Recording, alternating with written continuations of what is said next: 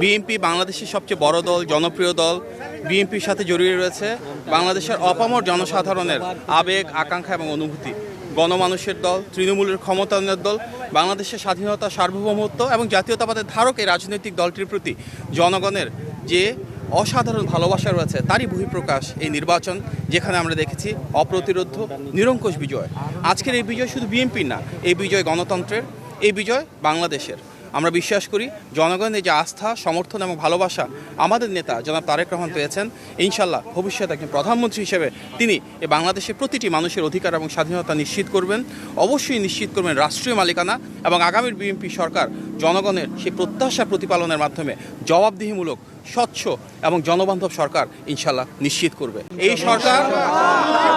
এই সরকার দীর্ঘ গণতান্ত্রিক পথযাত্রার পর অনেক গুম, খুন, হামলা, মামলা এবং মানবাধিকার লঙ্ঘনের উপর, অনেক শহীদের ত্যাগ সংগ্রামের উপর দাঁড়িয়ে রয়েছে।